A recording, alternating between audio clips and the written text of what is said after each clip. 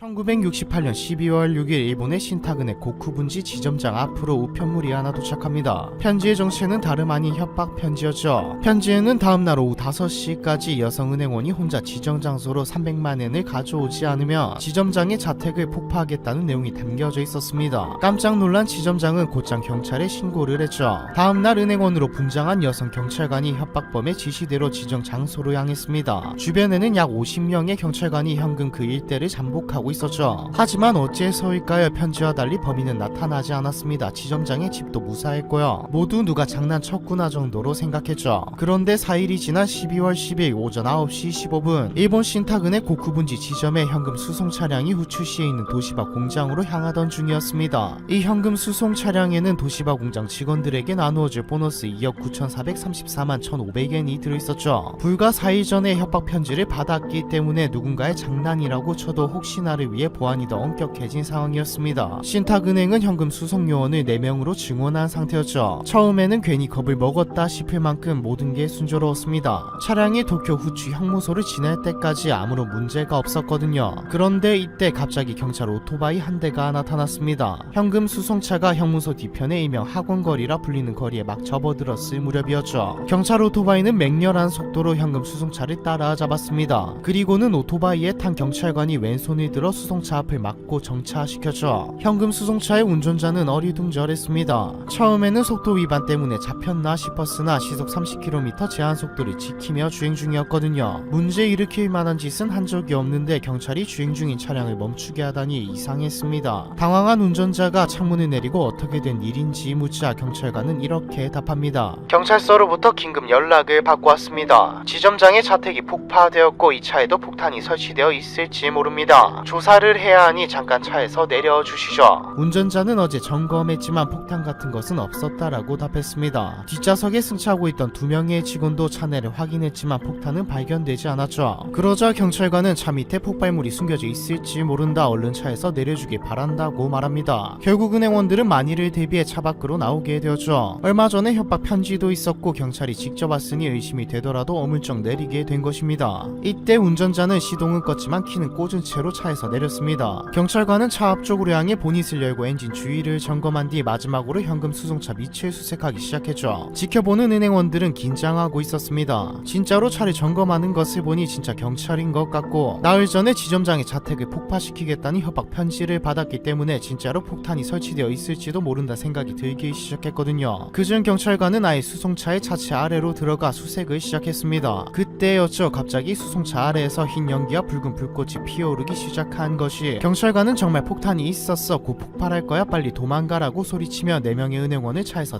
대피시켰습니다. 은행원들은 경찰관의 지시에 따라 서둘러 현금 수송차에서 동쪽으로 100m쯤 떨어진 민가로 도망쳤죠. 은행원 중 한 명은 뒤에 오는 차들에게 폭발의 위험을 알리려고 도로에 서서 다른 차들을 정차시키기도 했습니다. 어떤 운전자는 수송차에서 연기가 새어나오는 것을 보고 소화기를 들고 오려 하기도 했죠. 그 무렵 경찰관은 현금 수송차 운전석에 탑승하여 시동을 걸었습니다. 그리고 수송차를 직접 운전하여 빠르게 도로를 빠져나갔죠. 이 모든 게 불과 3분 동안 일어난 일이었습니다. 은행원들은 경찰관이 수송차를 몰고 사라지는 모습을 지켜보며 폭발의 위험을 혼자 감수하려는 것으로 생각하고 용감한 경찰관이라고 생각했습니다. 하지만 이상한 일이죠. 이쯤 되면 폭발이 일어날 만큼의 시간이 지났건만 멀어져가는 현금 수송차에서는 여전히 약한 불길과 연기가 피어오를 뿐 예상했던 폭발은 일어나지 않았습니다. 차는 점점 멀어져 그대로 사라졌고요. 경찰관이 남기고 간 오토바이도 자세히 보니 경찰관의 오토바이가 아니었습니다. 오래 지나지 않아 남겨진 4명의 은행원들은 깨닫게 되었죠. 방금 전에 현금 3억엔을 도둑 맞았다는 사실을요. 대체 어찌된 일일까요? 다들 예상하시다시피 사람들이 경찰관이라고 생각한 사람은 모두에게 도망치라고 외친 이 사람은 사실 경찰로 위장한 협박범이었죠. 협박범은 폭발물을 수색하는 척하며 차량 아래로 들어가 미리 준비한 연막탄을 터뜨린 뒤 대피 명령을 내린 겁니다. 그리고는 차량을 안전한 곳으로 옮기는 척하며 실제로는 차량을 탈취한 것이죠. 차량을 도난당한 지 약 10분 만에 상황을 파악한 은행원들은 서둘러 은행에 전화를 걸어 일의 전말을 보고했습니다. 보고를 받은 은행은 경찰에 이 사실을 알렸으나 범인은 이미 돈이 든 차를 타고 유유히 사건 현장을 벗어나고 있었죠. 현금 절취 사건으로서 3억엔은 당시 역대 최고 금액이었습니다. 또한 당시의 3억엔은 현재 가치로 약 20억엔인데 하나로 약 200억 원 정도의 거액이죠. 이 정도 거액이 사라졌으니 경찰들은 긴장해야 하는 게 당연했습니다. 하지만 경찰은 방심했죠. 방심해서 차량이 빼앗겼다는 된 게 아니라 후속 처리를 오만하게 했습니다. 목격자는 물론이고 오토바이와 도난 차량 등 120여 점의 증거물을 확보한 탓에, 다시 말해 증거물이 많다는 이유로 지나치게 방심한 탓에 초동 수사에 실패하고 말았죠. 지금으로선 믿기지 않는 일이지만 여유있게 증거품인 헬멧을 써보는가 하면 여러 증거품을 만지고 건드려서 사건 현장을 훼손하기도 했습니다. 그래서 가장 중요한 지문 확보에도 실패죠. 그 결과 도난된 차량은 사건 발생 후 약 4개월 뒤 사건 현장에서 북동쪽으로 5km 떨어진 코가이시 시내 한 아파트 단지 주차장에서 발견되었죠. 현금이 담겨있던 케이스는 차량에 남아있었으나 당연히 안에 있던 현금은 사라지고 없어진 뒤였습니다. 사건 초기 경찰은 인근 불량배 그룹의 리더이자 현지 경찰관의 아들이던 19세 청년을 용의자로 지목하기도 했습니다. 하지만 조사 결과 소년은 범인이 아니었죠. 진짜 문제는 소년이 경찰의 심리적인 압박에 못 이겨 스스로 생을 마감해버리는 일까지 발생한 겁니다. 경찰은 엄청난 비난을 받게 되었죠. 방법은 하나입니다. 사건을 해결하는 것이죠. 하지만 당시 현금을 수송했던 은행원들조차 자신들의 흐린 기억력에 의존해 엉뚱한 용의자를 범인으로 지목하고 증언하기도 했습니다. 결과적으로 목격자와 증언에 기반한 조사는 다 실패했죠. 경찰은 몽타주를 그려 전국에 배포하고 전국의 유사 범행 전과자들의 알리바이를 조사하는 등 대대적인 수사를 벌였지만 결과는 또 실패였습니다. 이 사건에 동원된 경찰관만 무려 17만 명, 조사받은 용의자는 11만 명에 달했죠. 하지만 끝끝내 범인을 찾지 못한 상태에서 1975년 공소시효가 끝나게 됩니다. 1988년에는 민사배상책임 소송 시효마저 만료되었죠. 3억엔 사건은 그렇게 범인의 신분과 범행 의도, 단독 범행 여부를 둘러싼 풍문들, 경찰 연루설 등을 모두 의문으로 남긴 채 미스테리로 남게 되었습니다. 도난 차량에서 도박 관련 제품과 여성의 귀걸이가 발견되었기 때문에 범인은 도박에 오가이거나 범행 그룹 안에 여성이 포함되어 있을 수도 있다는 추측만 난무할 뿐이죠. 이 사건은 드물게 완벽 범죄인데다 소재가 독특해서 영화와 드라마 소재로도 자주 사용되고 있습니다. 일례로 소년 탐정 김전일의 밀랍 인연성 살인사건도 이 사건의 소재로 다른 에피소드이죠. 한편 아무런 인명 피해 없이 깔끔하게 돈만 훔쳤다는 이유로 범인을 영웅시하는 이들이 생겨나는가 하면 해마다 내가 범인이라고 주장하는 사람들이 등장하기도 합니다. 어차피 공소시효가 끝나서 처벌은 받지 않고 영웅이 되고 싶은 것이죠. 이들이 실제 범인인지 아닌지는 아주 쉽게 간파할 수 있습니다. 잃어버린 지폐 1년 번호를 알고 있기 때문이죠. 현재까지의 보도를 살펴보면 경찰이 알고 있는 1년 번호의 지폐는 단 한 장도 수사망에 걸리지 않았습니다. 훔친 지폐 가운데 지폐의 번호가 판명된 것은 500엔 지폐 2000장 분이지만 1년 번호의 지폐가 사용된 흔적은 발견할 수 없었죠. 만약 범인이라면 이 지폐를 증거로 내놔야 하는데 그런 경우는 없었기 때문에 여태 범인을 잡지 못하고 있는 것입니다. 이 말대로라면 아주 은밀하게 뒷거래에만 사용하고 있던가 혹은 아직도 돈을 쓰지 않고 모셔두고 있다는 말이죠. 이 사건 이후 일본에서는 현금 수송에 대한 위험성을 인식하게 되었습니다. 종업원의 급여나 상여 등의 지급을 현금이 아닌 금융기관의 계좌이체로 하는 것이 일반화되었고 전문 훈련을 쌓은 경비회사의 경비원에 의한 현금 수송 경비가 일반화되었죠. 과연 3억엔을 도난한 범인은 누구일까요? 범인은 지금쯤 훔친 돈으로 어디서 뭘 하고 있을까요? 다이세스산은 일본 최북단에 위치한 홋카이도에서도 가장 높은 산, 정확히는 산이 모인 거대한 산맥 자체를 말합니다. 사건이 일어난 곳은 이 산맥의 메인이라 불리는 아사히 다케라는 산이죠. 단풍을 가장 먼저 볼 수 있고 눈이 제일 늦게 녹는 곳으로 아름다운 풍경을 자랑하는 산입니다. 하지만 워낙 길이 험한 산이라 한번 조난당하면 구조 없이 탈출하기 힘들고 안개가 끼면 몇 미터 앞도 안 보이는 데다 사건 발생 당시에는 표지판이나 정비도 부족한 상태였죠. 때문에 이전에도 종종 조난당하는 사람이 발생했습니다. 그래서 다이세스 산에서 조난 사고가 발생했다는 것은 그렇게 무섭고 미스테리한 일이 아니죠. 오히려 안타까운 일입니다. 그런데 1989년 일본 전체를 뒤흔들 만한 미스테리한 사건이 일어나죠. 7월 24일 홋카이도 경찰 항공대에 다이세스 산을 등산하던 남자 2명이 조난당했다는 구조 요청이 들어왔습니다. 항공구조대는 바로 헬기를 띄우고 수색에 나섰죠. 등산길을 따라 날던 헬기는 아무것도 찾을 수 없자 등산길을 벗어나 아사히 다케 남부로 향했습니다. 그런데 땅 위에 크게 나무로 SOS라고 표시된 구조 요청 메시지를 발견하죠. 이를 본 구조대는 조난당한 남성 2명이 가까이에 있을 거라 판단했습니다. 잠시 후 남성 둘은 2에서 3km 떨어진 곳에서 무사히 구조됨에 별탈 없이 사고는 마무리되는 듯했죠. 여기까지는 전혀 이상하지 않았습니다. 하지만 문제는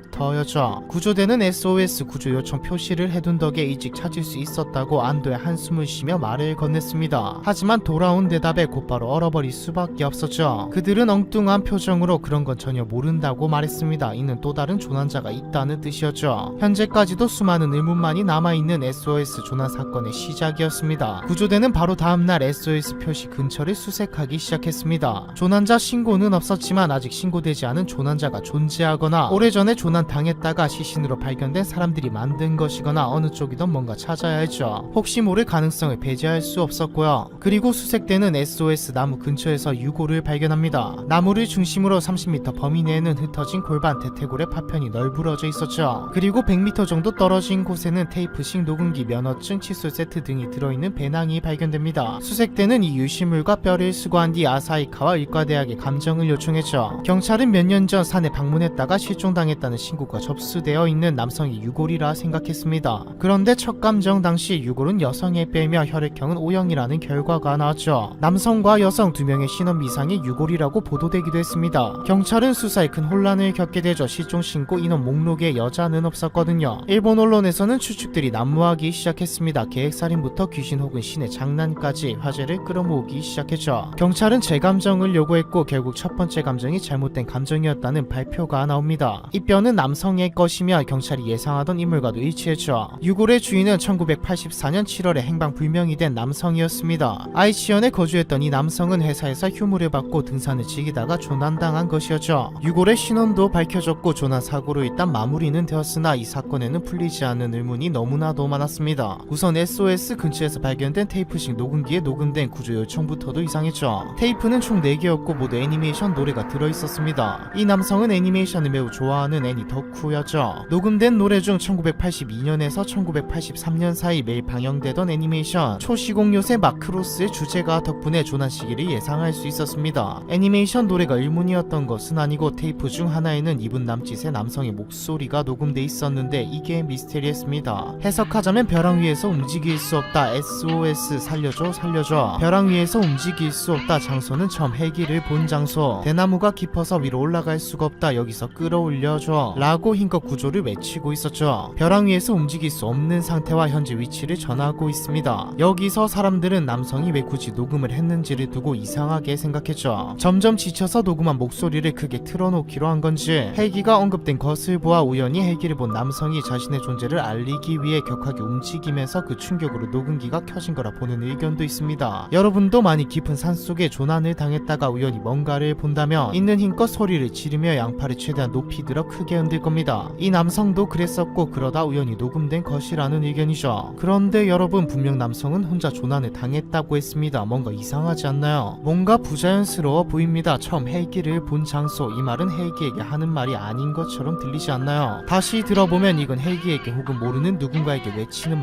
말이라기보다는 누군가와 같이 헬기를 봤던 아는 누군가에게 외치는 내용 같죠. 두 번째 의문점은 SOS를 만드는 데 쓰인 나무입니다. 나무로 만들어진 SOS 표시는 글씨 한쪽 길이가 5m였죠. 아무리 남성이더라도 쉬운 작업은 아니었을 겁니다. 심지어 감정 결과 뼈에서는 골절과 동물에게 물린 흔적도 있었죠. 하루만 지나도 체력은 급격히 떨어지고 며칠이 된다면 걸어다니기도 힘든 지경이 되는데 이 와중에 어떻게 저런 힘든 작업을 했는지 의문을 제기하는 사람이 많아졌습니다. 만일 SOS 나무를 만든 게 다치기 전이었고 체력이 충분한 시점이었다고 하면 또 다른 의문이 생기죠. 탈출할 생각은 하지 않고 왜 굳이 힘든 중노동을 선택했냐는 겁니다. SOS 표시는 2에서 3m 정도 되는 무거운 나무를 몇 개씩 쌓아올려 만든 것으로 쇠약해진 컨디션으로는 불가능한 일이라 할 수 있죠. 탈출을 시도하지 않았던 건 지형의 문제 때문일까요? 아니면 더 이상 돌아다니는 것은 위험하다고 판단했던 걸까요? 세 번째 의문점은 테이프식 녹음기에 녹음된 내용과 유골이 발견된 장소가 일치하지 않는다는 점입니다. 녹음에서 남성은 벼랑 위에 있다고 하죠. 하지만 남성의 유골이 발견된 곳은 벼랑 위가 아니었습니다. 목소리가 녹음된 당시 남성은 어디에 있던 걸까요? SOS 나무를 만들고 다른 곳에서 녹음한 건지 지형상 내려가기 힘든 곳에 있어서 그냥 벼랑 위에 있다고 한 걸까요? SOS 나무를 만들고 구조를 기다린 남성은 사망한 뒤 5년이 지나서야 발견됐습니다. 일반적으로 사람들은 이 남성이 조난당한 후 우연히 지나가는 구조대의 헬기를 보고 다음에 지나가면 꼭 자신을 발견할 수 있게 SOS 표시를 만들었다고 생각하고 있죠. 녹음기의 음성을 녹음한 것은 계속 소리 지르기 힘들었기에 크게 틀어놓다가 사망한 것으로 예상하고 있습니다. 하지만 앞에서 말했듯이 이것만으로는 설명이 다 안 되는 미스테리한 부분이 많은 사건이죠. 아사히다케에서 200m 정도 밑에는 금고처럼 생긴 걸로 유명한 금고 바위가 있는데 하산하려면 이 금고 바위를 지나 직진해야 합니다. 금고 바위와 비슷하게 생긴 바위가 하나 더 있는데 남성은 이 가짜 근거 바이를 보고 직진을 하다 조난당하게 된 것으로 보고 있죠. 현재는 표시가 잘 돼 있어서 누구나 잘못 왔다는 것을 알 수 있지만 당시는 아무런 표시가 없었거든요. 근거 바이와 가짜 근거 바이가 얼마나 비슷하게 생겼냐면 당시 한 미디어가 사람들을 데리고 이 산을 올라가 봤는데 한 명도 빠짐없이 가짜 바이를 따라가 버렸다는 일화도 있습니다. 심지어 이렇게 가짜 바이를 따라 내려오면 아래는 벼랑과 같은 구조여서 더 이상 내려갈 수 없고 다시 온 길이 돌아가려 해도 경사로에는 대나무가 누워있다시피 자라있어서 쉽지 않은 지형이죠. 짐승에게 잡아먹힌 건 아니냐는 설도 있습니다. 실제로 유골에서는 동물에게 물린 흔적이 발견되었으니까요. 홋카이도에서는 일본 최악의 곰습격 사건인 산케베츠 불곰 사건이 발생한 적이 있습니다. 유골에서 발견된 흔적이 어떤 동물에 의한 것인지 밝혀지지는 않았으나 산속이기 때문에 확실히 동물에 의한 죽음으로 볼 수도 있죠. 이 사건은 남성의 조난 사망 경위에 의문이 많은 것 외에도 남성의 조난 신고가 있었던 1984년 제대로 수색이 이루어졌는지부터 의심스럽다는 점. 1987년 일본 임야청이 지도 작성을 위해 공중에서 촬영한 사진에도 이 SOS 표시를 확인할 수 있었는데 당시 아무도 이 표시를 보고 구조활동에 나서지 않았던 점. 유골 감정 결과가 말도 안 되게 크게 빗나갔다는 점 등을 이유로 행정기관의 태만함이 불러온 참사 혹은 누군가의 완전 범죄가 아니냐는 말이 나오기도 하죠.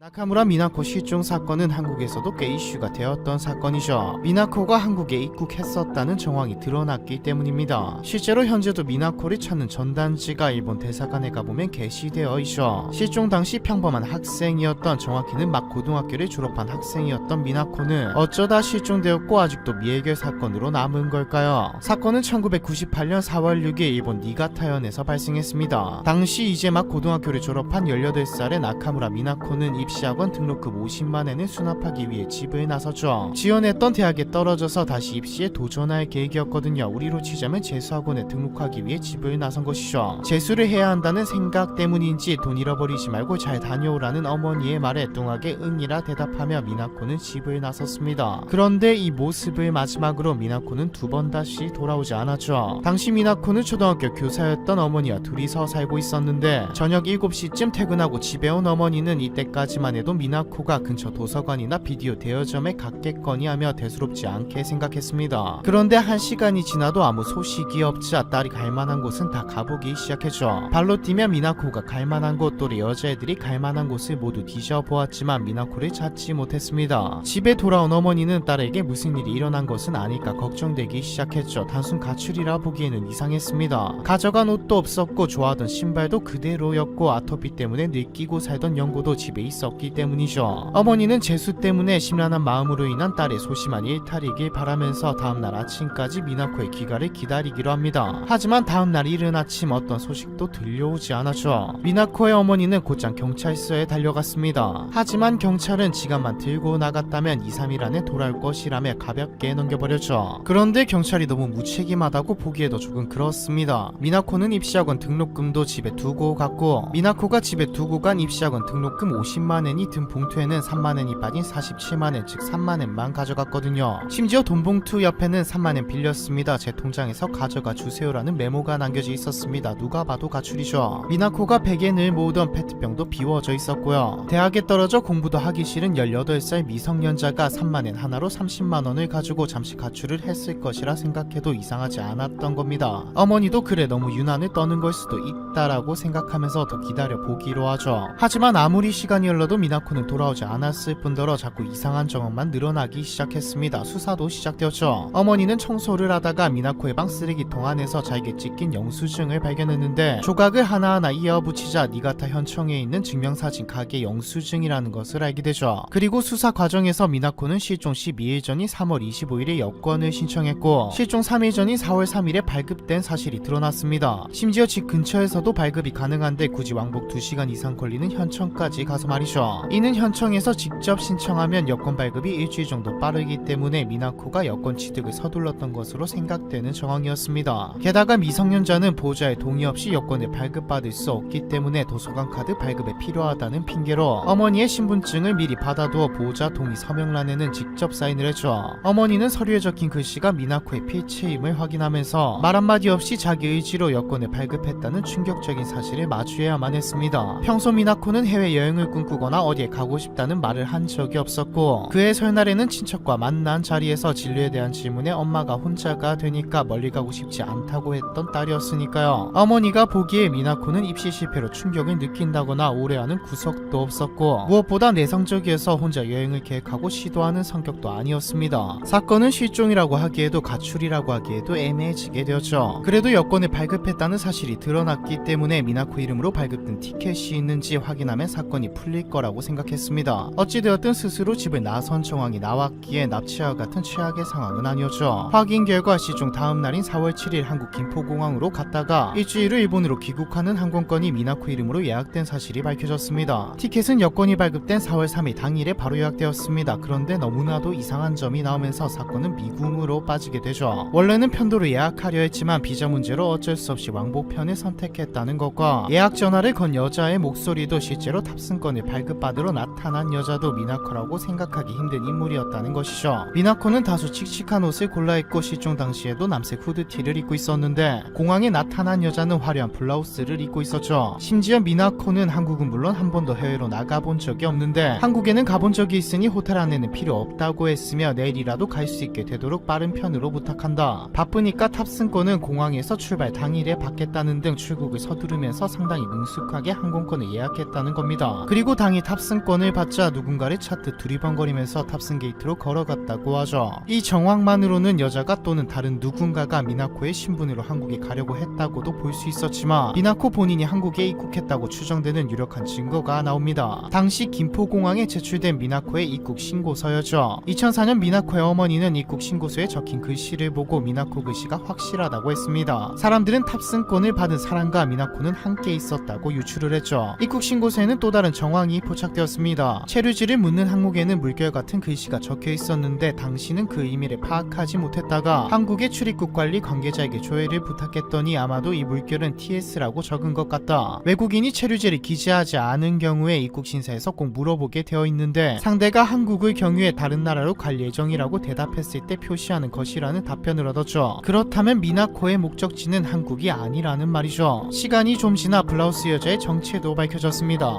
항공권을 예약하고 공항에 나타난 여자는 일본인 남자와 결혼해 일본인으로 귀화한 한국인이었죠. 니가타현 나가오카시에 살며 동네에 한국식 절을 세워 종교법인 대표를 하고 있던 여자였습니다. 사람들은 범인을 찾았다고 생각했죠. 하지만 이 여자는 범인이 아니었습니다. 살해금을 받고 미나코의 출국 절차 전반을 도와준 것밖에 없었죠. 이후에는 다시 일본으로 돌아와 절을 운영하고 있었고요. 그래도 혹시 미나코가 죽은 게 아닐까 하는 우려는 잠식되었습니다. 여자는 당시 미나코와 만났거든요. 여자의 증언에 따르면 미나코는 공항에서 어떤 할머니와 같이 있었고요. 살해금을 받은 여자는 미나코의 비행기 예약과 더불어서 창가 쪽에 앉은 미나코의 옆자리에 앉았으며 김포공항 출국까지 동행했다고 했습니다. 공항을 나오자 남녀 2명이 미나코를 기다리고 있었다고도 말했죠. 확실한 것은 돈을 줘가며 여자를 움직이고 미나코가 의뢰한 혹은 따를 수밖에 없었던 존재가 있었다는 건데, 안타깝게도 더 이상은 아무것도 밝힐 수가 없었습니다. 미나코는 한국에서 출국한 기록도 없죠. 정황상 미나코는 아직 한국에 있다는 말이 됩니다. 일본인 실종 사건에 꼭 언급되는 게 납북 문제이죠. 그만큼 많은 일본인이 납북된 것도 사실입니다. 하지만 1991년 이후 일본 정부가 공식적으로 북한의 납치 문제를 제기하기 시작했던 점을 생각하며 북한이 이렇게 대놓고 납치를 하진 않았을 것으로 보는 의견도 있습니다. 무엇보다 기존 일본인 납북 사건과는 너무도 달랐기에 사람들은 납북은 아니다라고 보는 시각이죠. 납북이라면 굳이 한국으로 갈 필요도 없고요. 집에 남겨놓은 글도 설명이 안 되죠. 실종된 지 25년 이상이 흐른 현재 사실 매우 절망적이라고 할 수 있는 상황 속에서도 미나코의 어머니는 포기하지 않고 간절히 딸을 찾고 있습니다. 해마다 한국에 나와 전단지를 배포하고 2019년에는 KBS 노래가 좋아에 출연해 조용필의 돌아와요 부산항해를 부르며 딸을 찾기도 했습니다. 일본의 수사 요청을 받아 한국에서도 미나코의 지문 정보가 공유되어 전국적으로 조회가 이루어졌고, 종로경찰서에서는 어머니의 DNA뿐만 아니라 40세가 된 미나코의 얼굴 이미지를 작성하기도 했죠. 납북은 아니다 쳐도 제3자의 개입이 있었던 게 분명한 사건. 한국이 목적지는 아닌 것을 알고 있었던 미나코. 할 수 있는 건 모두 추측일 뿐 누가 어떤 목적으로 미나코에게 접근했는지 그리고 어디로 데리고 간 건지 살아있는지조차 알 수 없습니다. 살아있다면 올해 40살이 넘은 미나코는 어디에 있을까요? 아직까지 세상의 모습을 드러낼 수 없는 상황인 걸까요? 1997년 1월 14일 오전 8시 일본 도쿄도 다마시의 한 슈퍼마켓 주차장 앞을 지나가던 한 주민이 관공서에 신고 전화를 겁니다. 맨홀에서 오수가 넘치고 있었거든요. 신고 접수를 받은 시청은 위탁 하수도 관리업체 직원을 현장에 보내고 하수도업자는 오전 10시 30분쯤 현장에 도착하게 됩니다. 하수도업자가 맨홀 내부의 상태를 살피기 위해 맨홀 뚜껑을 열었을 때 업자는 인상을 찌푸리고 말았죠. 숙련된 전문가였고 그만큼 현장에서 나는 하수도 특유의 냄새에도 익숙했지만 맨홀 내부에서 평소 맡던 냄새와는 다른 강렬한 악취가 쏟아져 나오고 있었거든요. 의문이 든 하수도업자는 곧 몸을 숙여 맨홀 안을 들여다보았고 이내 소름 끼치는 광경을 보게 됩니다. 그리고 곧장 경찰에 전화를 걸죠. 신고를 받고 현장으로 출동한 경찰이 맨홀 내부에서 발견한 것은 부패한 여성의 시신이었습니다. 맨홀이 넘친 것도 시신이 심하게 부패가 진행된 상태에서 떨어져 나온 살조각이 맨홀의 홈을 막은 것이었죠. 부패 상태가 워낙 심각했기 때문에 시신의 신원을 밝히기가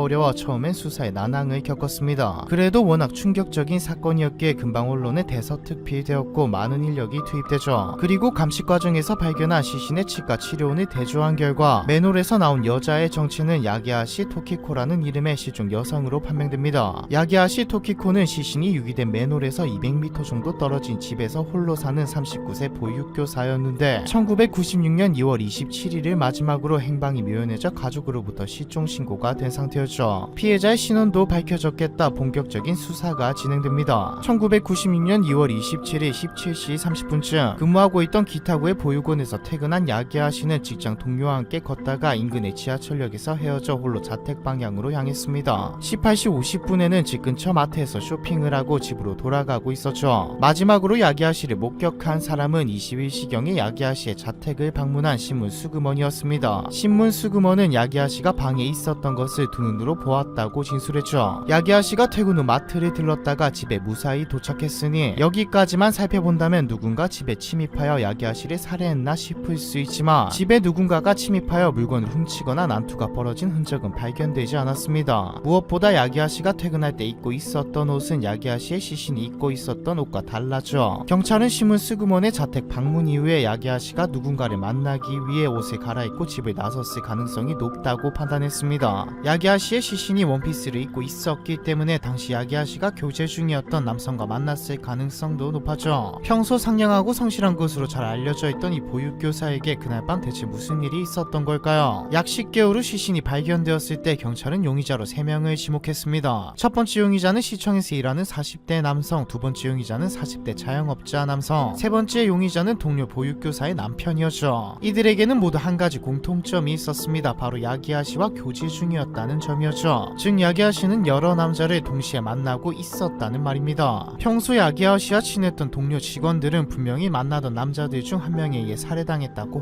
확신했죠. 얼마 안가 용의자는 한 명으로 좁혀집니다. 용의자 3명 중 40대 자영업자 남성과 동료 직원의 남편에게는 알리바이가 있었기 때문에 남은 건 시청에서 일하는 40대 남성이었죠. 경찰은 시청 직원을 범인으로 생각하고 조사에 착수했습니다. 알리바이가 미흡할 뿐만 아니라 직무상 맨홀을 여는 도구까지 갖고 있었거든요. 맨홀의 뚜껑은 보통 40kg이 넘는 데다 전용 도구가 없으면 열 수가 없는 구조입니다. 게다가 시청 직원은 야기아 씨와 가장 복잡하고 긴밀한 관계에 놓여 있었죠. 불륜 관계였거든요. 두 사람은 약 2-3년 동안 연인 관계를 유지하다가 파국을 맞았고 시청 직원은 야기아 씨가 아닌 다른 여성과 결혼했습니다. 하지만 이 두 사람의 관계는 끝나지 않았죠. 시간이 흘러 1991년경 시청 직원과 야기아 씨는 다시 재회하여 불륜 관계를 이어나갔는데 시청 직원은 아내와 이혼하고 야기아 씨와 결혼할 마음을 먹었던 것 같습니다. 야기아 씨 역시 평소에 결혼 욕구가 강했던 것으로 알려져 있고요. 실제로 야기아 씨는 1991년 3월에 결혼을 준비해야 한다는 이유로 14년 동안 다녔던 어린이집에서 갑자기 퇴사했기 때문에 이 무렵에 야기아 씨와 시청 직원 사이에 결혼 얘기가 오갔던 것으로 추정됩니다. 그런데 이상하죠. 무슨 이유 때문인지 야기아 씨는 결혼하지 않고 퇴사 1개월 후에 다른 어린이집으로 이직을 했습니다. 집에서 통근 시간이 1시간 반이나 걸리는 곳이었죠. 어째서 야기아 씨는 결혼을 이유로 가까운 어린이집에서 퇴사하고 집에서 먼 동네에 위치한 어린이집으로 이직한 걸까요? 이상한 점은 이뿐만이 아닙니다. 야기아 씨의 시신 발견 이후 경찰은 야기아 씨의 집을 조사하다가 침입 흔적은 따로 없지만 야기아 씨가 늘 가지고 다니는 소지품 중 파우치가 사라졌다는 걸 알게 됩니다. 이 파우치에는 지갑과 통장 그리고 야기아 씨의 일기장이 들어있었죠. 경찰은 통장이 든 파우치가 사라졌으니 살해 목적이 금전인가 싶었으나 통장에 들어있던 750만 엔은 그대로였습니다. 돈이 목적이 아니었던 것이죠. 사라진 것은 것은 일기장 뿐이었습니다. 그것도 1990년부터 1991년 사이에 일기장만 사라져 있었죠. 경찰은 1990년부터 1991년 사이에 일기장에 범인에게 불리한 내용이 적혀 있을 거라 생각했습니다. 이 말은 야기야 씨가 일기를 쓴다는 것을 잘 알고 있고 그 일기에 자신이 적혀 있을 거라는 것 또한 알고 있을 만큼 친밀한 사람이 범인일 확률이 높다는 것이죠. 누가 봐도 시청 직원이 일기장을 훔쳐간 사람 범인이라는 생각이 듭니다. 결과는 어땠을까요? 결론적으로 재판부는 시청 직원을 체포하지 않았습니다. 시청 직원은 알리바이도 미흡하고 여러가지 정황상 진범의 확률이 가장 높아 보였지만 결정적인 물증이 없었거든요. 재판부는 맨홀리언은 도구를 가지고 있다는 사실만으로 시청 직원을 유죄라 말할 수 없었죠. 주변의 모든 사람이 모든 정황 증거가 시청 직원을 지목했지만 결정적으로 유죄는 아니었다는 말입니다. 시청 직원의 태도도 당당했습니다. 언론사를 만나 저는 도망치지도 숨지도 않겠습니다. 하지만 저를 지목해놓고 자신은 안전지대에 있는 줄 아시는 분들도 의심스러운 점이 없다고 말하실 수 있겠습니까? 라는 말까지 남겼죠. 여러 명의 남자, 관계를 맺은 피해자, 증거 불충분으로 풀려난 유령 용의자. 이것만 해도 충분히 세간의 관심을 받을 만한 사건이지만 이 사건이 유명해지게 된 이유는 의문점들 때문이었습니다. 첫 번째 의문점은 피해자 아버지에게 걸려온 수상한 전화이죠. 야기야 씨가 행방불명이 된 후 야기야 씨의 아버지는 3월 1일에 야기야 씨가 홀로 살던 자택으로 찾아와 4월 6일까지 머물렀습니다. 약 1개월 정도 되는 이 기간 동안 야기야 씨의 집 전화기로 무려 6번의 전화가 걸려왔는데 6번 모두 무언의 전화였죠. 야기야 씨의 아버지가 전화를 받으면 상대방은 아무 말도 하지 않은 채 전화를 뚝 끊어버리는 일이 6차례나 반복되었습니다. 명확한 이유를 알 수는 없지만 범인이 야기야 씨 아버지의 동향을 알아내려고 전화를 걸었을 것이라 추측하고 있죠. 두 번째 의문점은 시신을 숨긴 장소입니다. 야기야 씨의 시신은 맨홀 내부에서 발견되었죠. 앞서 말했던 맨홀 뚜껑은 40kg이나 될 만큼 매우 무겁고 열기 위해서는 전용 도구까지 필요합니다. 어째서 이렇게 번거로운 장소를 시신 유기 장소로 택했는지가 의문점이죠. 정말 완전 범죄를 위해서였다면 맨홀은 그렇게 좋은 장소가 아니거든요. 게다가 시신이 발견된 맨홀은 유동인구가 꽤 많은 마트 주차장 앞에 위치한 맨홀입니다. 이 맨홀은 3년마다 점검을 하게 되어 있는데 당장은 발견되지 않더라도 얼마인가 발견될 장소였다는 말이죠. 그리고 과정도 위험에 노출되어 있습니다. 한밤중이라 하더라도 언제 사람이 나타날지 모르는 길거리에서 맨홀을 열고 시신을 넣는다는 것은 상당히 위험한 행동이죠. 시체가 분리된 상태도 아니었고 맨홀은 지상의 직경은 60cm, 깊이는 3m, 바닥의 직경은 1.2m쯤 되었는데 발견된 야기야 씨의 시신은 바닥에 앉은 형태를 유기되어 있었다는 점을 보아 던진 것도 아니고 내려놓았다고 보고 있거든요. 1997년에 발각된 사건이지만 일본의 법이 개정되어 공소시효가 사라지면서 현재까지도 수사를 하고는 있습니다. 하지만 아무런 진전이 없는 상황이죠. 시청 직원보다 수상한 인물이 발견되지 않았고 범인을 특정할 확실한 증거도 찾지 못했거든요. 일본 경찰은 현재도 목격자를 찾고 있습니다. 목격자가 나오지 않는다면 다마맨홀 변사 사건은 앞으로도 쭉 미제 사건으로 남게 되겠죠.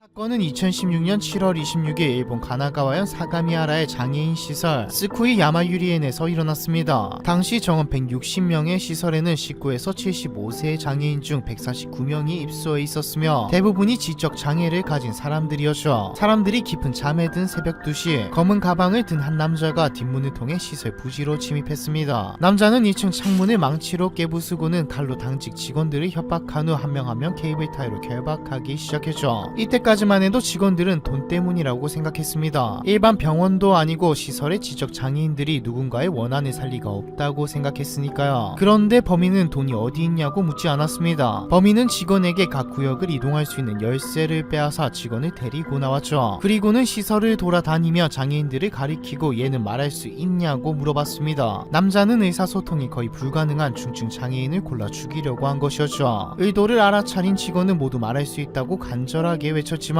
남자는 시설을 휘젓고 다니면서 말을 걸어도 대답이 없는 장애인들을 무참히 죽이고 다녔습니다. 시설을 돌아다니면서 마주친 직원에게는 흉기를 휘두르며 장애인을 죽이러 왔으니까 방해하지 말라고 협박했죠. 그 와중에 직원 사무실에 들러 근무표를 살피면서 자신보다 덩치가 좋은 사람이 있는지 알아보기까지 했습니다. 범인은 타겟도 목표도 명확했죠. 최대한 오래 버티며 많은 중증 장애인을 죽이는 것이었습니다. 얼마나 많은 사람을 죽이려고 했으면 살인을 위해 준비한 칼만 총 5자루였으며 날이 둔해지면 다른 칼로 바꿔가며 살상을 반복했죠. 직원들은 눈앞에 끔찍한 광경에 충격을 받으면서도 도대체 범인이 왜 이러는지 이해가 되지 않았습니다. 성적인 폭행도 돈도 마치 진짜 순수하게 목적이 사냥인 것처럼 장애인들을 죽이고 다녔으니까요. 경찰에 신고가 들어간 것은 무려 30분이 지난 2시 38분. 그 사이 시설에서는 19명이 살해되고 20명이 중상을 입었습니다. 사망자 대부분이 잠든 상태에서 저항 없이 칼에 찔려 침대에서 과다출혈로 목숨을 잃었고, 한 직원이 위험을 감지해 방문을 잠궈버리자 경찰을 부를 거라 생각한 범인은 곧바로 달아나 버렸죠. 경찰이 사건 현장에 도착했을 때 이미 상황은 끝나 있었습니다. 그나마 다행인 것은 범인이 제 발로 찾아왔다는 것이죠. 무자비한 대살인극을 일으킨 범인은 놀랍게도 현장에서 달아난 지 30분도 안 된 새벽 3시경 관할 경찰서에 당당히 나타나 자기가 한 짓이라고 자수했습니다. 범인의 정체는 우에마츠 사토시 26살 시설에서 근무하던 직원이었죠. 이 사건이 충격적인 또 다른 이유는 이 범인 때문이기도 합니다. 끝까지 자신은 정의 실현이었다고 주장했거든요. 우에마츠는 자수하러 나타나기 직전 자신의 트위터 계정에 얼굴 사진과 함께 세계가 평화로워지기에 뷰티풀 재팬이라는 게시물을 작성하는가 하며 이송되는 경찰차 안에서 밖을 보고 폭소하기도 했죠. 경찰 조사에서는 자신의 범행을 인정하면서도 장애인은 없어져야 한다, 살아있을 가치가 없다 등의 발언을 반복했습니다. 사실 이 무자비한 살인극은 이미 오래전부터 예고된 범행이었죠. 우에마츠는 1990년생으로 초등학교 교사인 아버지와 만화가 어머니 사이에서 태어난 외동아들이었습니다. 그저 예의 바르고 착하기만 했던 그에게 이상한 조짐이 보이기 시작한 것은 초등학교 때부터였죠. 우에마츠가 초등학교 때 쓴 장문에는 장애인은 필요 없다, 폭탄이라도 붙여서 전쟁에 써먹으면 될 텐데 등의 충격적인 생각이 담겨 있었습니다. 우에마츠가 다니던 초등학교는 학급에 지적장애를 가진 아이가 한 명씩 함께 지냈는데 배려와 이해를 배워야 할 환경에서 우에마츠가 배운 것은 배려가 아닌 멸시와 차별이었죠. 우에마츠의 눈에 비친 것은 늘 지치고 힘든 얼굴로 아이를 데리러 오는 학부모와 자기 또래 아이가 수업 중 소리를 지르며 난동 부리는 모습이었습니다. 우에마츠는 종종 친구들한테 부모나 선생님들은 얼마나 힘들까, 나는 장애를 가진 자식은 절대 못 키울 것 같다는 말을 했죠. 우에마츠는 중학생이 되자 불량한 친구들과 어울리며 술, 담배, 도둑질까지 일삼았습니다. 그러던 어느 날 한 학년 아래 장애인이 자신의 친구를 미쳐 앞니가 부러지는 사고를 당하자 우에마츠는 장애인을 찾아가 폭행해버리죠. 우에마츠 본인은 이 일이 자신의 생각을 확 바꾼 계기였다고 말했습니다. 우에마츠는 초등학교 교사를 하는 아버지의 영향을 받아 대학은 교육학과에 진학했습니다. 이런 생각을 가진 사람이 교육이라니 기가 차죠. 하지만 사교성이 좋고 밝은 성격의 우에마츠는 만나는 이성도 끊이지 않았고 인기도 많았습니다. 그러다 대학교 2학년이 되자 어둠의 세계에 빠지기 시작했죠. 날마다 클럽에 드나들더니 약에 손을 대기 시작했으며 3학년이 되자 몸에 이레지미를 새기기 시작했습니다. 일본에서 이레지미는 지금도 인식이 무척이나 안 좋습니다. 한국도 문신에 대한 편견이 있지만 일본은 훨씬 심하죠. 몸에 이레지미까지 새긴 우에마츠는 일반적인 교육시설에서는 일할 수 없었습니다. 당연한 것이죠. 그러다 우연히 동네 술자리에서 만난 남자가 장애인분들과 같이 산책하면 즐겁다라고 말하는 것을 듣고 장애인 시설에 관심을 가지게 되었습니다. 장애인 시설은 월급도 세지 않고 몸은 힘든, 한마디로 기피 업종이었습니다. 사명감 없이는 하기 힘든 일이죠. 워낙 사람 구하기가 힘들다 보니 문신이 있다고 하더라도 장애인 시설에서는 우에마츠를 받아주었습니다. 이때부터 그의 머릿속에는 살인극 시나리오가 만들어지고 있었던 걸까요? 2012년 12월부터 야마유리엔의 비상근 직원으로 채용된 후 2016년 2월까지 근무를 합니다. 처음에는 아이들이 정말 사랑스럽다, 천직이나 다름없다고 떠들어댔지만 그의 마음속 깊이 자리 잡은 혐오는 금세 행동으로 나타나기 시작했죠. 우에마츠는 일하는 동안에도 시설 입소자들에게 폭언, 폭행을 가하는 일이 잦아 문제시되고 있었습니다. 그러던 2016년 2월 18일 근무 중 동료 직원에게 중증 장애인은 안락사 시켜야 한다고 말했다가 시설 측이 우에마츠를 경찰에 신고하게 되죠. 결국 우에마츠는 정신보건법에 따라 긴급 입원 조치가 결정되어 야마유리엔을 퇴사하게 됩니다. 병원의 검사 결과 우에마츠는 약물성 정신질환장애, 반사회성 인격장애, 망상장애 등의 진단을 받았고 신체 검사에서는 대마 양성 반응이 나죠. 진짜 정신에 문제가 있는 것은 시설의 지적 장애인들이 아니라 우에마츠였다고 볼 수도 있겠네요. 이맘때쯤 우에마츠의 머릿속에는 온통 위험한 생각뿐이었죠. 동창 그룹 대화방에서 장애인을 혐오하는 발언을 하는가 하며 신일본 질서라는 제목으로 장애인 살해 의료용 대마의 합법화, 폭력 조직을 일본의 군대로 채용하는 등의 계획을 작성하고 주위 사람들에게는 혁명이 필요하다는 말을 반복했습니다. 비슷한 시기 중위원장에게 전해달라며 범행 예고라는 편지를 관저에 두고 갔는데 이 편지에는 세계와 일본의 평화를 위해 야마유리엔과 한 개의 장애인 시설을 대상으로 입소자 총 260명을 말살하고 자수하겠다는 내용이 담겨 있었죠. 더 가관인 것은 자신을 심신미약으로 2년 이내에 석방할 것, 5억엔의 금전적 지원과 더불어 자유로운 삶을 보장할 것, 새로운 이름 성형수술도 지원할 것 등의 말도 안 되는 내용이 줄줄 이어졌다는 것입니다. 이미 수없이 예고되어 왔던 살인극, 하지만 왜 이렇게 허술했던 걸까요? 편지는 야마유리엔이 있는 지역을 관할하는 경찰서에 넘겨졌고, 경찰서장은 곧바로 야마유리엔 총무를 찾아가 조심할 것을 당부했지만 편지 내용은 정확히 밝히지 않았으며 가나가현 자체에도 보고가 되지 않았습니다. 이렇다 할 구체적인 대책을 전혀 세우지 않았던 거죠. 얼마 지나지 않아 이번 조치되어 있던 우에마츠도 부모와 함께 사는 것을 전제로 퇴원 조치가 됐는데 이 과정도 엉망이었습니다. 퇴원을 위해 작성해야 할 문서는 한두 개씩 빠져 있었고 진행해야 할 검사도 하지 않았죠. 심지어 우에마츠는 퇴원 후 곧장 혼자 지내는 집으로 향했습니다. 별일 없을 거라 생각하고 세상이 너무도 쉽게 악마를 풀어주고 묵인한 것이었죠. 그렇게 사건 발생 당일 우에마츠는 좋아하는 여성과 밥도 먹고 호텔을 잡아 여자를 불러 실컷 논 다음 새벽이 되자 악마가 되어 야마유리엔으로 향한 겁니다. 우에마츠는 체포된 이후 사형 판결을 받고 현재 도쿄 구치소에 수감 중입니다. 하지만 자신이 저지른 짓을 후회하거나 반성하는 모습은 보이지 않죠. 애초에 그는 사형이 내려질 것을 각오하고 있었거든요. 우에마츠의 광기와 믿음은 거짓이 아니었습니다. 수감된 지 1년이 지난 2017년 한 미디어와의 인터뷰에서 그는 예의 바르고 진지하게 말했습니다. 자신의 인생을 걸어서라도 해야 하는 일이라고 생각했다. 생명이라고 무조건 살리는 건 옳지 않다. 세상에는 먹을 것이 없어 죽고 도움이 필요한 사람이 많은데 의사소통조차 할 수 없는 장애인이 그 식량과 인력을 낭비하고 있다. 그는 자신이 옳다고 믿어 의심치 않았죠. 충격적이었지만 모두 예상하는 대로 이 사건이 일어난 뒤 우에마츠를 옹호하는 익명의 목소리도 상당했습니다. 장애인과 정신질환을 앓고 있는 사람에 대한 편견도 심해졌죠. 심지어 가족이 장애인임을 밝히는 것을 거부하는 유가족도 절반 이상이었습니다. 억울하고 비참한 피해자임에도 주위의 시선이 두려웠던 것이죠. 이 때문에 위령비에는 희생자 19명 가운데 단 7명의 이름만이 새겨졌습니다. 거동이 불편하고 스스로를 대변하고 보호할 힘이 없는 장애인을 생물학적으로 살해하고 우생사상으로 존재 자체를 부정해버리는 이중살인이 일어난 사건. 그저 나치 사상과 우생사상에 사로잡힌 미친놈만이 이 사건의 범인일까요? 아니면 익명의 공범이 수없이 많은 사건이었던 걸까요? 많은 생각이 스쳐 지나갑니다.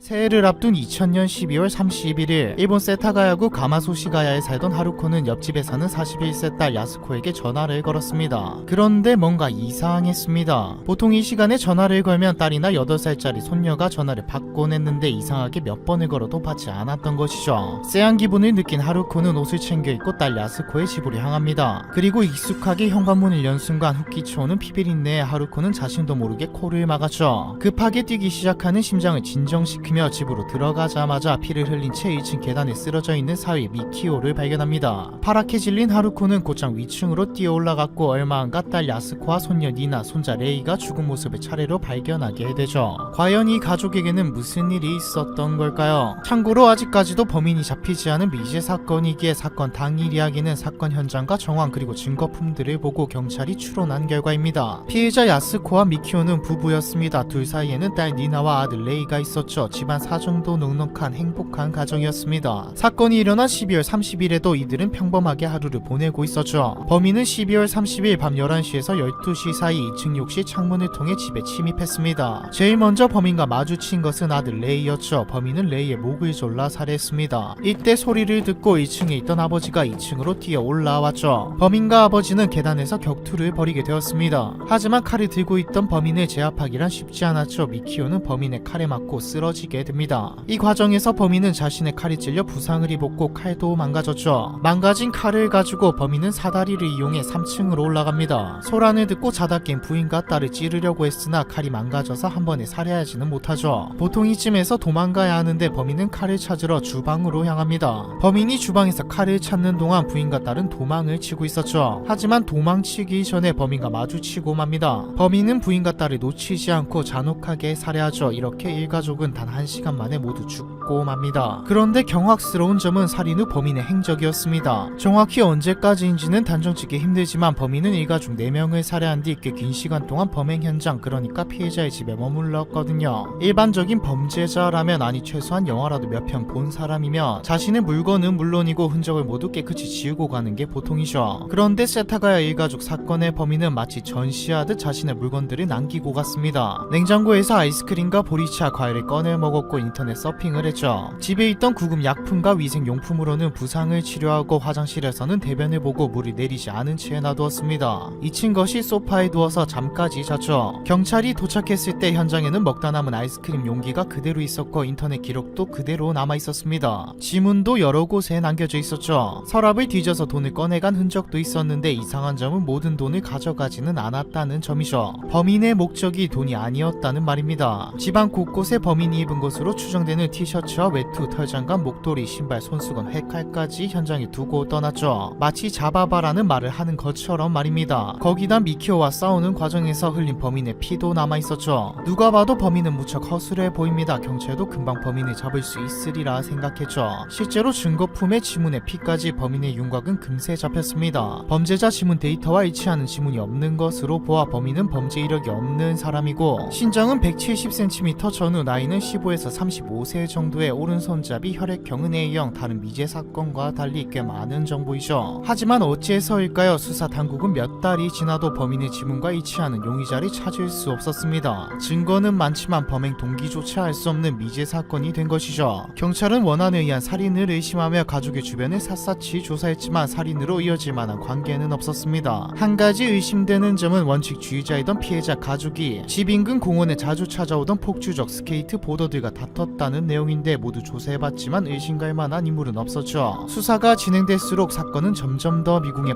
빠졌습니다. 피해자 가족이 살던 지역은 재개발이 확정되어 대부분의 주민이 이사를 간 상태였기 때문에 목격자도 찾기 힘들었죠. 그렇다고 제보가 아주 없지는 않았습니다. 사건이 세상에 알려지고 얼마 지나지 않아 수사팀에는 제보가 하나 접수되었죠. 12월 31일 오후 5시 20분쯤 세타가야 역에서 지하철로 약 3시간 거리인 도부니코 역에서 오른손에 깊은 상처가 있는 남자를 봤다는 제보였습니다. 이 남성은 열차에서 내린 뒤 영무원에게 치료까지 받았죠. 영무원이 상처가 난 이유를 묻자 남성은 열차 안에서 칼을 떨어뜨려 손을 베었다고 답했고요. 용의자를 특정할 절호의 기회였지만 수사 당국은 당시만 해도 오만에 가득 차 있었기에 넘겨버리고 말았죠. 앞에서 말했듯이 현장에 남은 지문과 넘치는 증거들로 충분히 범인을 잡을 수 있다고 생각했으니까요. 사건이 미궁에 빠지자 수사팀은 뒤늦게 본격적인 조사에 들어갔지만 이미 10개월이 지난 후였고 일말의 단서도 나오지 않았습니다. 온갖 가설과 추측이 난무하는 가운데 작지만 사람들의 이목을 끌만한 일이 생기죠. 사건이 발생하고 100일이 지난 날 사건 현장과 가까운 곳에서 불상이 발견된 겁니다. 불상의 이름은 지장보살상, 사건 현장 서쪽으로 흐르는 강 건너편에서 발견되었죠. 지장보살상은 정확히 사건 현장을 바라보고 있었습니다. 지장보살은 불교에서 죽은 자를 좋은 곳으로 이끌어준다는 믿음이 있죠. 처음에는 큰 논란이 되지는 않았습니다. 마음씨 착한 누군가가 불상을 가져다 놓았겠구나라고 생각했죠. 그런데 그 누구도 자신이 불상을 가져다 놓았다고 나서지 않았습니다. 이때부터 경찰도 사람들도 이 불상을 범인이 가져다 놓았을 것이라고 생각했죠. 하지만 모두 추측과 가설일 뿐이었습니다. 일본 경찰은 아직도 불상에 대해 아는 사람을 찾고 있지만 여전히 아무런 정보도 제보도 없죠. 그런데 갑자기 사건이 엉뚱한 방향으로 흘러갑니다. 보통 지문이 있으면 범인을 쉽게 찾아낼 수 있죠. 후진국도 아니고 일본인데 말입니다. 사람들은 경찰이 너무 무능하다며 욕하기 시작했죠. 이때 제기된 가설이 범인이 일본 사람이 아닐 수 있다였습니다. 사실 이 주장은 상당히 설득력이 있어 보이죠. 그런데 경찰이 지목한 나라가 어디냐? 바로 한국이었습니다. 이유는 범인이 사용한 신발과 가방 때문이었습니다. 범인의 신발은 280mm 크기의 영국 브랜드 슬래징저였는데 이 브랜드가 한국에서만 생산되는 제품인데다 280mm 사이즈는 일본에서 판매된 적이 없다는 주장이 나왔거든요. 범인이 두고 간 가방도 한국에서만 생산된다고 알려졌죠. 한국인 범인설은 2005년 범인의 DNA 감정 결과가 공개되면서 더 주목받게 되었습니다. 분석 결과 범인의 아버지는 아시아계이고 어머니는 유럽계로 분류되었는데 두 개의 DNA가 일본인보다 한국인에게서 발견될 확률이 약 3배 높다는 이유 때문이었죠. 수사팀은 용의자 범인을 한국계 혼혈으로 좁혔습니다. 그런데 여러분도 느끼셨을 겁니다. 뭐 외국인이다 이런 말은 충분히 할 수 있지만 한국인으로 특정 짓기에는 너무나도 근거가 빈약하다는 것을요. 일본 경찰은 한국에 조사원까지 보내 확인에 들어갔지만 결과는 아무것도 찾지 못했죠. 신발과 가방도 일본에서 판매된 적이 있다고 드러났고요. 무엇보다 한국은 주민등록증을 발급할 때 모두 지문으로 등록하기 때문에 지문만 있으면 사람 찾는 건 쉬운 일입니다. 일본 경찰은 욕을 먹을 때마다 한국에서 협조를 해주지 않는다라는 말을 하는데 사실상 욕먹는 게 두려워서 남 탓을 하고 있는 것이죠. 이 남 탓이 정보가 제한적이었던 과거에는 꽤 먹혔지만 범인을 한국인으로 특정할 수 없다는 것을 이제 다 알기 때문에 한국인 범인설은 힘을 잃은 지 오래입니다. 그렇게 사건은 현재까지도 미제로 남게 되었죠. 미제가 된 것과는 별개로 세타가야 일가족 사건은 일본에 엄청난 파장을 가져왔습니다. 범인의 잔인함과 대담함은 물론 부촌인 도쿄에서 일어난 범죄라는 점은 치안에 대한 불안감도 일으켰죠. 그리고 이런 범죄를 저질러도 공소시효가 지나면 처벌을 받지 않는다는 말이 나오면서 일본에서 공소시효가 폐지되는 결과를 가져옵니다. 일본 경찰은 아직까지도 범인을 쫓고 있습니다. 사건에 투입된 경찰만 23만 명이었고 현재도 38명이 세타가야 일가족 사건을 전담하고 있죠. 참고로 일본 경시청 홈페이지에 가면 목격자를 찾는 전단지가 한국어로도 올라와 있습니다. 과연 평범한 가족을 무참히 살해한 끔찍한 범인은 누구일까요? 범인의 목적은 무엇이었을까요? 치밀한 범죄였을까요? 혹은 운 좋게 수사망을 다 피해간 것일까요?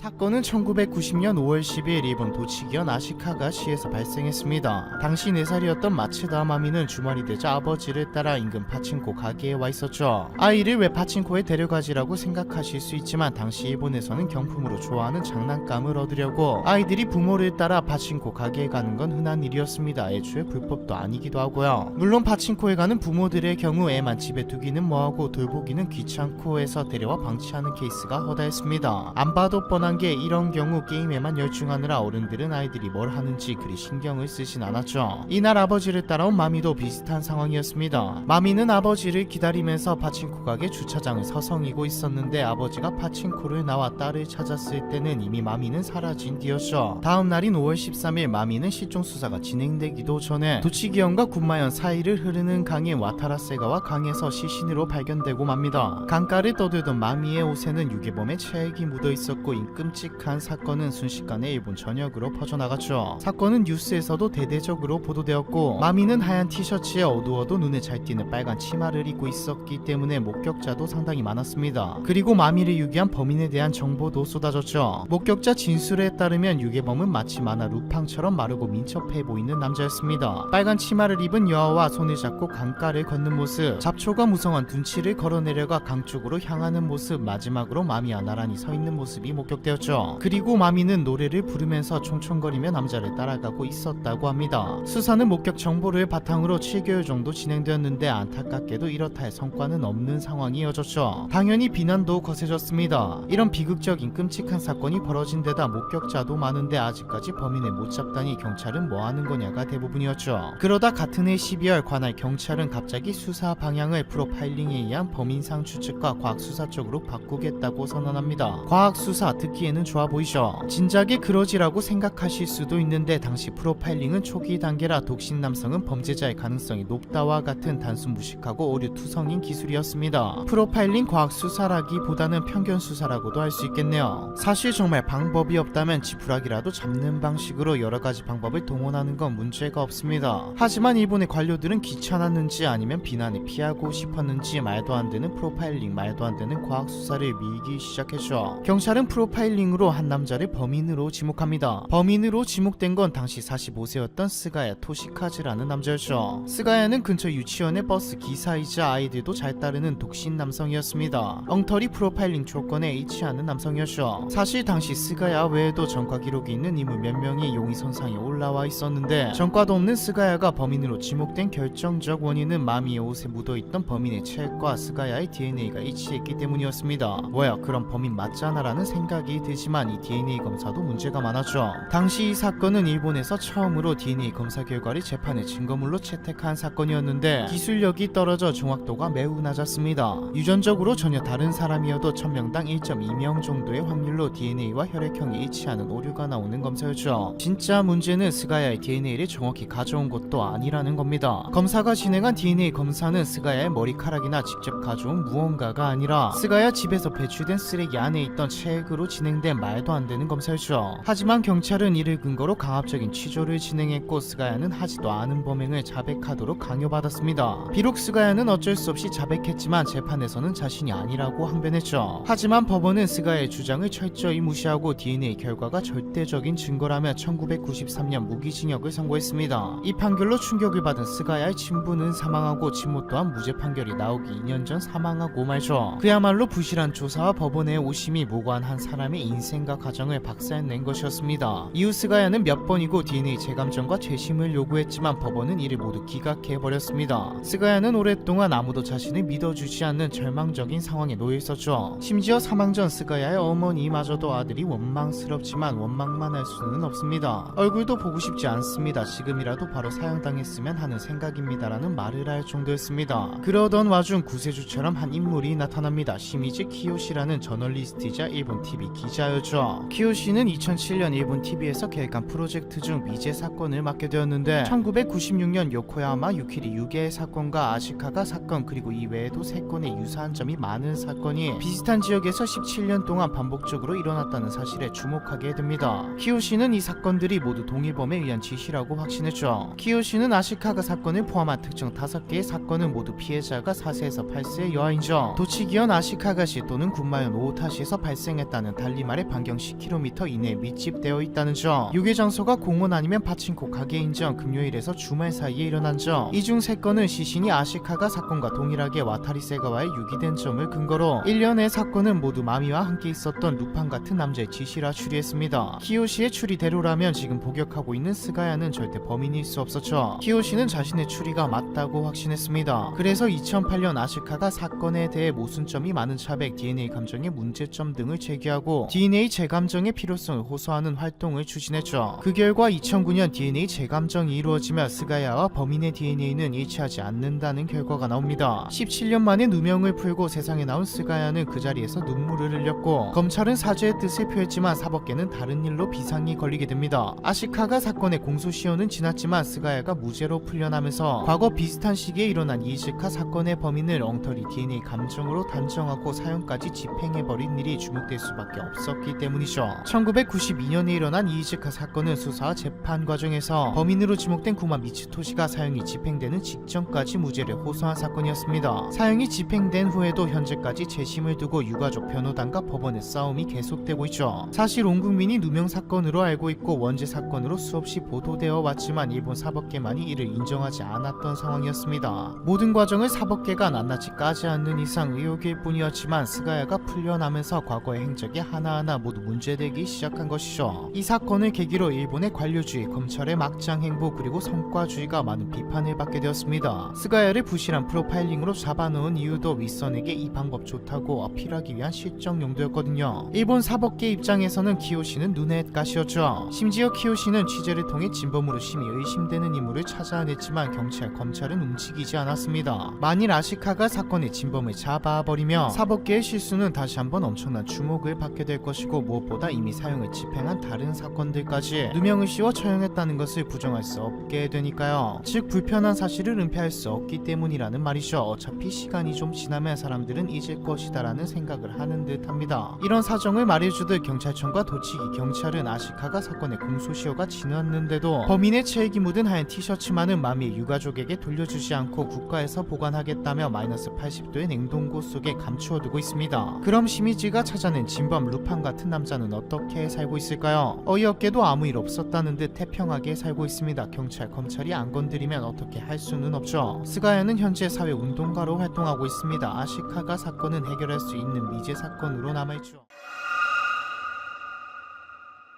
2008년 1월 5일 한겨울, 일본의 오카야마현 니미시의 대학 탐험동아리 회원 13명이 모였습니다. 천연기념물로 지정되어 있는 히메시카 종유 동굴을 탐험하기 위해서였죠. 히메시카 종유 동굴은 입구에서 최신부까지의 깊이가 1km가 넘는 동굴입니다. 최신부까지 들어가면 30m가 넘는 깊은 호수가 있죠.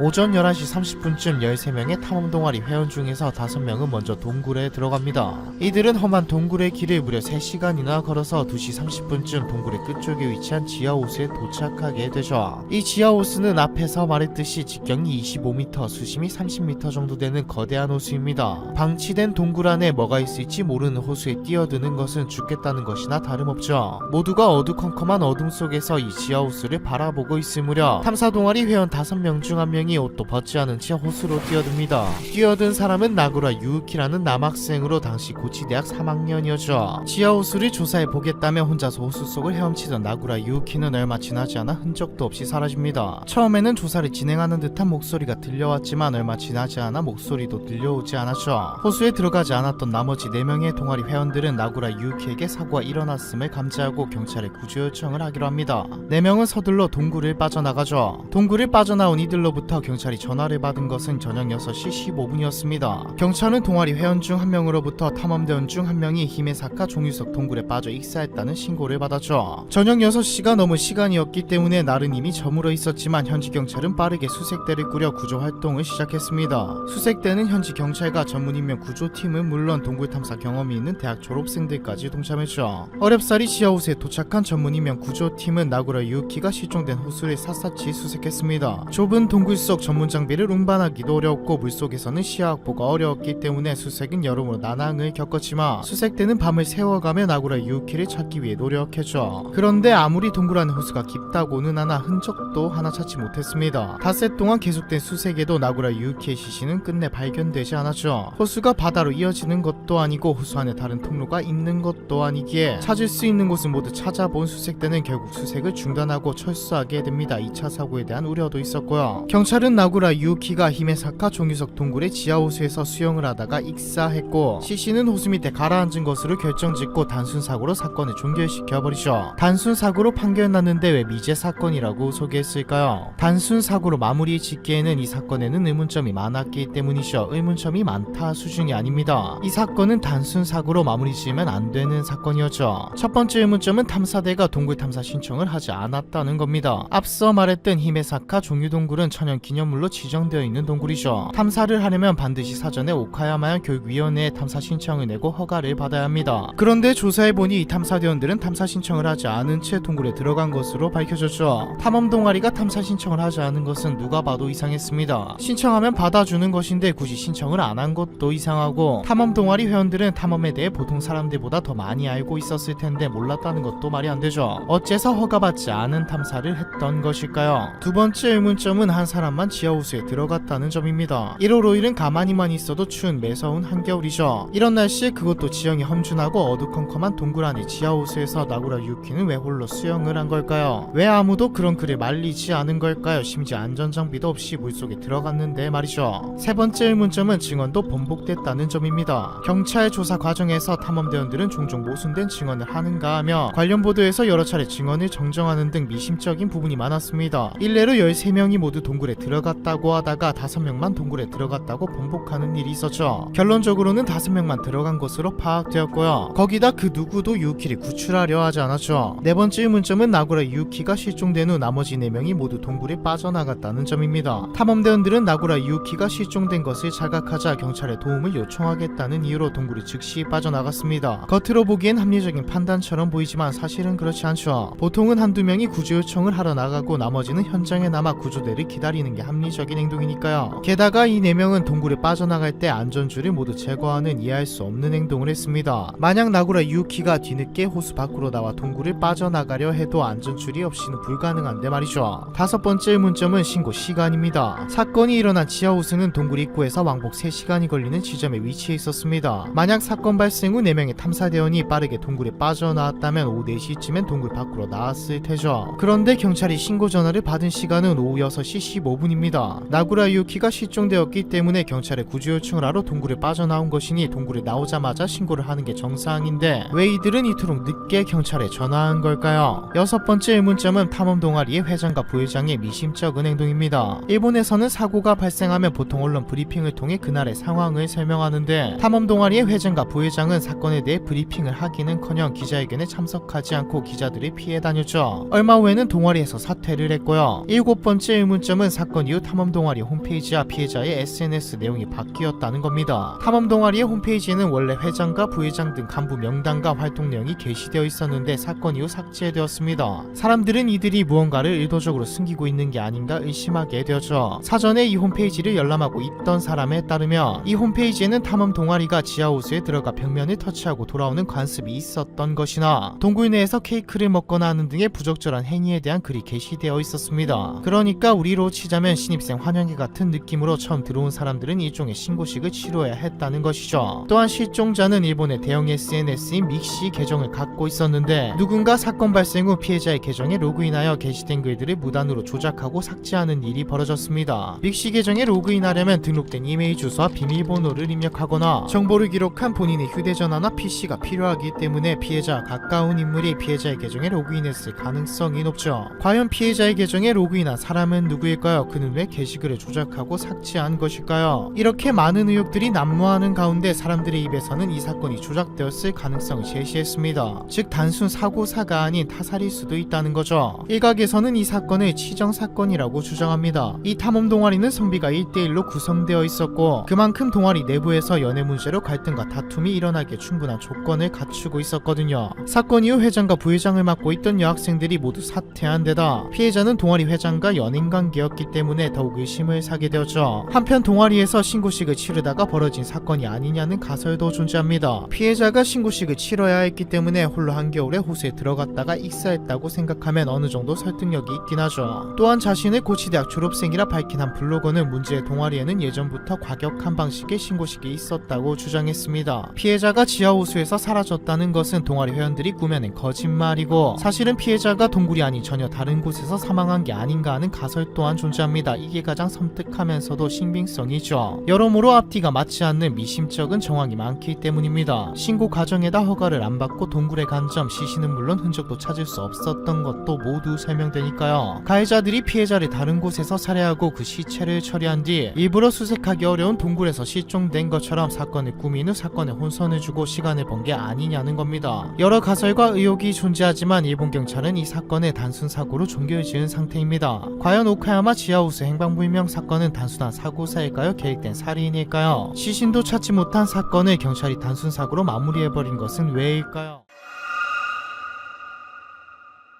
1989년 2월 28일 오후 5시 일본 후쿠시마현 다루마군의 조용한 시골 마을 미야코지촌에서 마을 전체가 발칵 뒤집힐 만큼 매우 충격적인 사건이 벌어집니다. 마을에 위치한 한 초등학교 여자 교직원 숙소 화장실에서 다름 아닌 젊은 남성의 시신이 발견된 것이었죠. 정확히는 화장실이 아니라 정화조에서 남성의 시체가 발견되었습니다. 남성의 시체를 발견한 사람은 해당 초등학교 여자 교사인 A씨로 A씨는 퇴근 후 학교 옆 교직원 숙소의 재래식 화장실에 들어갔다가 무심코 변기를 들여다본 순간 낯선 신발 한 짝을 발견하게 되죠. 깜짝 놀란 A씨는 화장실 밖으로 나가 숙소 뒤편의 정화조 쪽을 살펴보았는데 놀랍게도 늘 닫혀있던 정화조 철제 뚜껑이 열려 있었습니다. 그리고 뚜껑이 열린 정화조 안에는 사람의 다리 같은 것이 보였죠. 충격을 받은 A씨는 그대로 경찰에 신고를 했고 얼마 안가 출동한 경찰과 소방대원은 가까스로 정화조 속에 갇힌 시신을 꺼냈습니다. 조사 결과 시신의 신원은 교직원 숙소에서 10분 떨어진 곳에 사는 칸노 나오유키라는 이름의 26세 남성이었죠.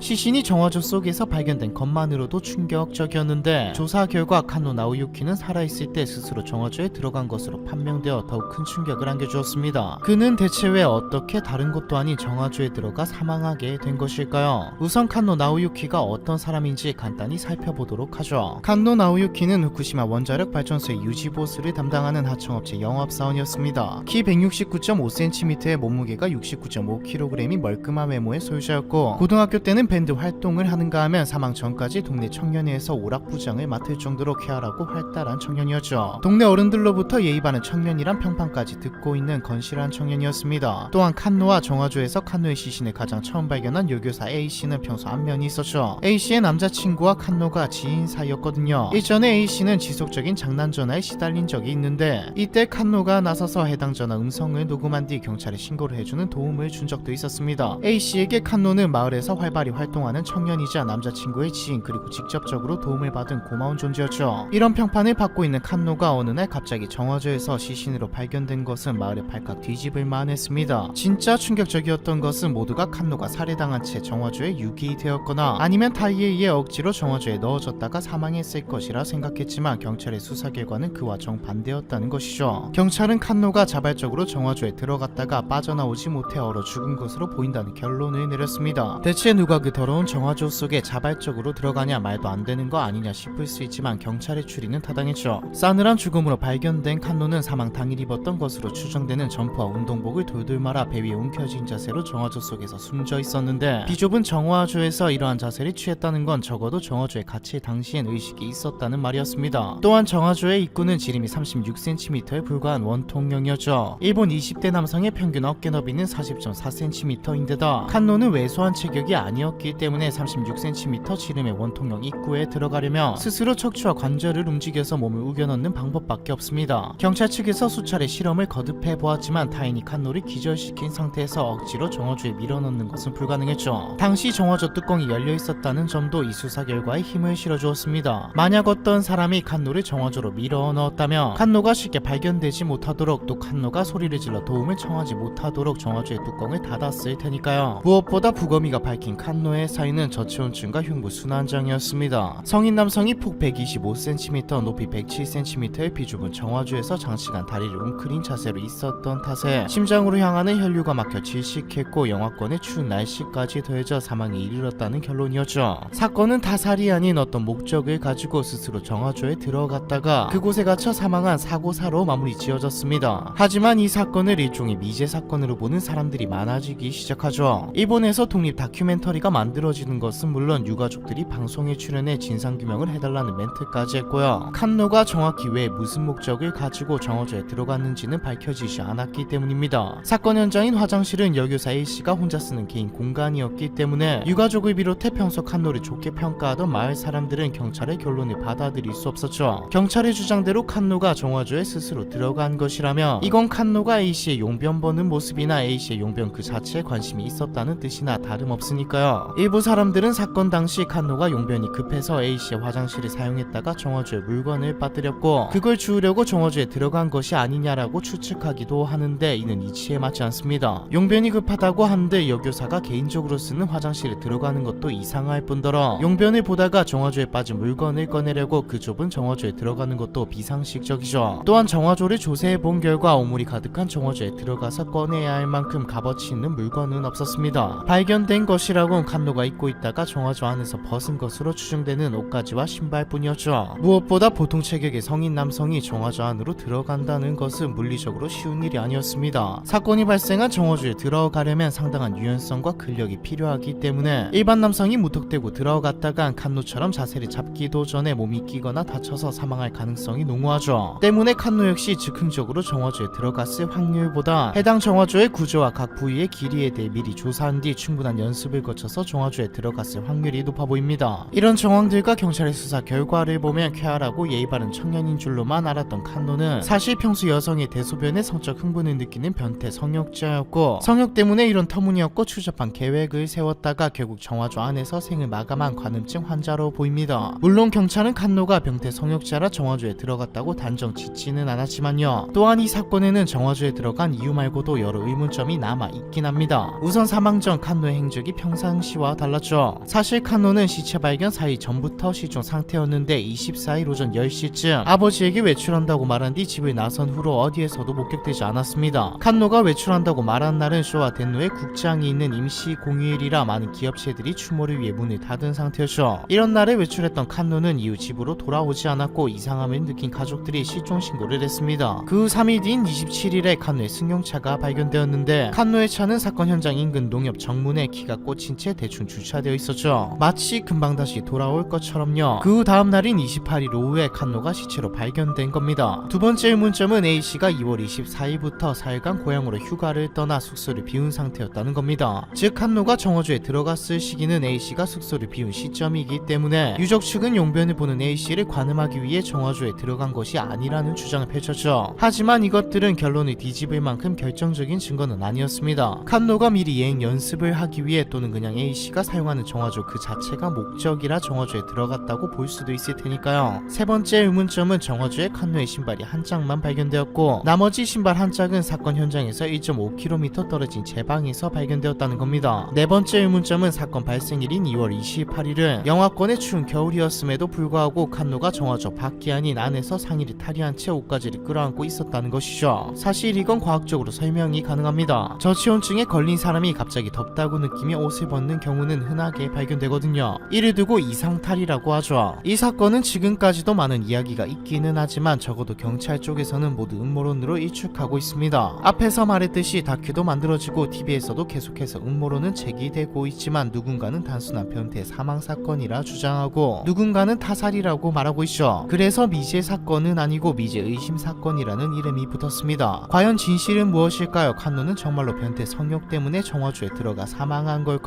아니면 유족들과 지인들의 주장대로 밝혀지지 않은 타살인 걸까요? 일본에서 발생한 후쿠시마 정화조 사망 사건에 대한 이야기, 이번 편은 여기까지입니다.